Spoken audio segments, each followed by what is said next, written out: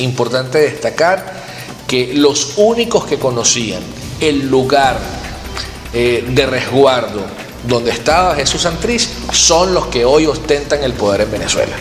Si alguien está detrás de la muerte de este guerrillero, son los que conocían la información de quienes tenían su resguardo y su seguridad.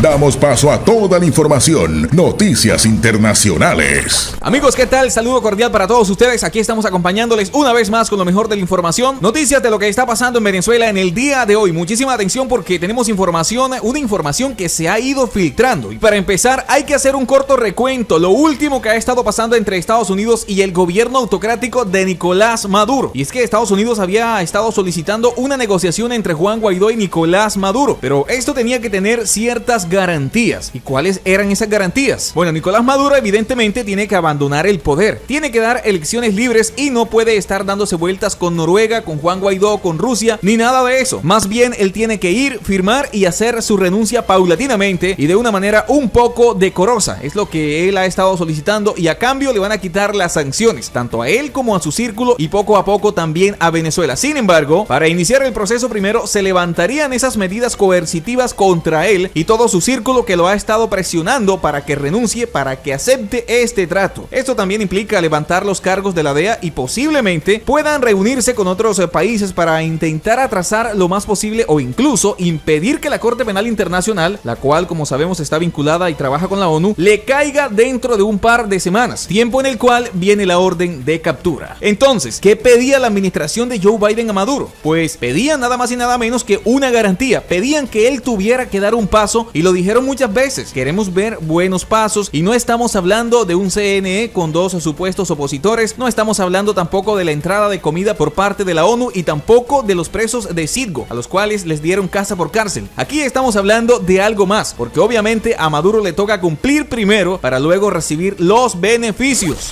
Venezuela no tiene miedo, no le tenemos miedo a nada ni a nadie y soy capaz de reunirme con quien sea, hasta con el mismo señor diablo o con sus diablitos aquí en Venezuela, su diablera. Aquí entonces estaban buscando una señal y la señal que ha dado Nicolás Maduro a Washington ha sido probablemente lo de Santrich, el cual además estaba por ser extraditado a los Estados Unidos para una investigación de la DEA y la CIA. Al parecer Nicolás Maduro lo traicionó para poder cumplir con los Estados Unidos, para poder cumplir con toda esta serie de condiciones que se le han impuesto. Quién sabe si dentro de esas condiciones también está la de entregar a Diosdado Cabello y nadie tendría que saber que realmente Nicolás Maduro es quien está detrás de todo esto. Aquí cabe recordar también que a Nicolás Maduro no le interesan las personas, está interesado solamente en salvar su pellejo, así que podría estarse convirtiendo en una especie de informante con este tipo de situación, lo cual sería, como ya lo mencionamos, una garantía. Y es que, amigas y amigos, a Nicolás Maduro ya no le queda de otra, sus aliados ya le dieron la espalda, de modo que tuvo que acceder a las condiciones de Estados Unidos, le toca negociar, acceder a esas negociaciones que de hecho la administración de Donald Trump desde hace mucho tiempo le estaba ofreciendo. Señoras y señores, todo esto significa que quizás Nicolás Maduro sí mandó una señal a los Estados Unidos. Y si eso es así, pues estamos en una entramada muy complicada y muy secreta, en donde de verdad Juan Guaidó con Nicolás Maduro, pero con Estados Unidos de por medio, estarían acercándose a un término que podría ser la salida de Nicolás Maduro para siempre. Sin embargo, amigas y amigos, queremos que ustedes nos dejen sus opiniones al respecto. ¿Qué piensan ustedes que podría pasar en todo esto? Háganos saber sus respuestas en la sección de comentarios. 24 horas de información. Y muchísima atención a todo esto, damas y caballeros, porque la información que les vamos a brindar a continuación demuestra una vez más la opresión del régimen de Maduro a la libre expresión en Venezuela. Y es que en los últimos días hemos escuchado en los diferentes medios de comunicación sobre el embargo al diario El Nacional a causa de un artículo que este habría publicado. Pero ¿cuál es ese artículo periodístico por el cual el chavismo embargó la sede del Nacional? Bueno, vamos a verlo a continuación. Pero primero cabe resaltar que esta medida busca cubrir una deuda de $13 millones que la justicia justicia leal al régimen venezolano dictaminó que el periódico debe pagarle a Diosdado Cabello por difamación, supuestamente, a raíz de un texto publicado en 2015 sobre una investigación por narcotráfico en su contra realizada en Estados Unidos. Hace pocos días la justicia venezolana completó el embargo de las instalaciones del Nacional, el último reducto de la prensa independiente que aún quedaba de pie en Venezuela. Hoy estamos viendo otra vez un proceso ilegal, injusto, otra arremetida contra el Nacional. 77 años, casi 78 años de historia, llevando información real al país. La democracia vive cuando hay libertad de expresión. Hoy nos están embargando, nos están quitando los bienes con un daño supuesto. Esto es ilegal por completo. Esto es un ataque a la democracia, es un ataque al velo jurídico. Este fue el resultado de un largo proceso de 6 años que comenzó con la publicación por parte del periódico de un artículo que afirmaba que Diosdado Cabello estaba siendo investigado por la justicia de Estados Unidos por narcotráfico. El embargo del edificio del periódico se hizo para cubrir los 13 millones de dólares que un tribunal le ordenó pagar al número 2 del régimen venezolano en una demanda por difamación. Una editorial del Nacional publicada recientemente dice: además de representar un atentado a la libertad de expresión, la sentencia es desproporcionada.